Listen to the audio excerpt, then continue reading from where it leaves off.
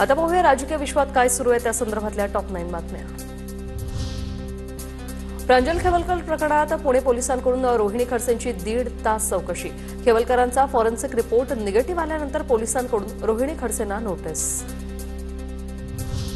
पापुण्याची सगळी लक्तरं बाहेर येतील, जर कोणाचं आयुष्य उद्ध्वस्त केलं असेल तर मला शिक्षा मिळावी। नरेश मस्केंच्या टीकेला मंत्री गणेश नाईकांचं प्रत्युत्तर।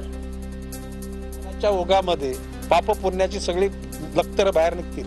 गणेश नाईकने जर भ्रष्टाचार करून जुलम करून लोकांचे जीवन उद्ध्वस्त केलं असेल ना, तर गणेश नाईकला सजा मिळाली पाहिजे, त्या मताचं मी आहे। ठाण्यात 10% राजकारणी नालायक आहेत। ठाण्याचं बिल्डर लोकांचं राज्य आहे की काय? जनता दरबारातून गणेश नाईकांचा एकनाथ शिंदेंवर निशाणा, तर वयानुसार काहींच्या बोलण्याकडे दुर्लक्ष करायचं असतं। नाईकांच्या प्रश्नावरून श्रीकांत शिंदेंचा टोला। जसे शासकीय अधिकाऱ्यांमध्ये 10% नालायक आहेत, तसे राजकारणामध्ये सुद्धा 10-15% सुद्धा नालायक आहेतच। आणि अशा नालायक लोकांना तिथून बाहेर काढल्याशिवाय ही जनतेची समस्या सुटणार नाही। अरे काही लोकांचं जे आहे हे काही दुर्लक्ष करायचं असतं, काही लोकांच्या वयाप्रमाणे जे आहे या सगळ्या गोष्टी होत असतात। तर मला वाटतं साहेब नेहमी बोलतात, टीकेला टीकेतून उत्तर द्यायचं नाही, कामातून उत्तर द्यायचं।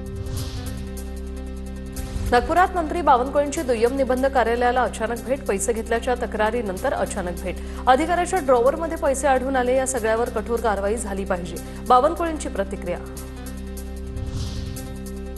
लाडकी बहीण योजनेमुळे इतर ठिकाणी फटका यावेळी शक्य नसल्याचं आनंदाच्या शिधाबाबत अर्थ खात्यानं सांगितलं। सर्वच विभागांना निधीची कमतरता, भुजबळांची माहिती।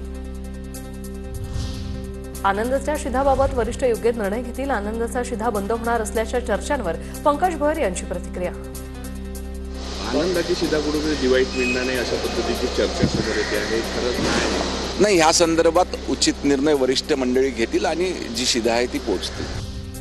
कार्तिकी एकादशीची शासकीय महापूजा उपमुख्यमंत्री एकनाथ शिंदे करणार।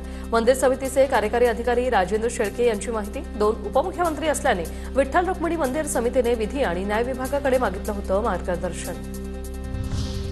सांगली जिल्हा मध्यवर्ती बँक प्रकरणी भरती घोटाळा प्रकरणी आता मुख्यमंत्री देवेंद्र फडणवीस यांनी दिले चौकशीचे आदेश। मुख्यमंत्र्यांच्या भेटीनंतर सदाभाऊ खोत आणि गोपीचंद पडळकर यांची माहिती। नोकर भरती प्रकरणी सदाभाऊ खोत यांचा सहकार मंत्र्यांवर आरोप।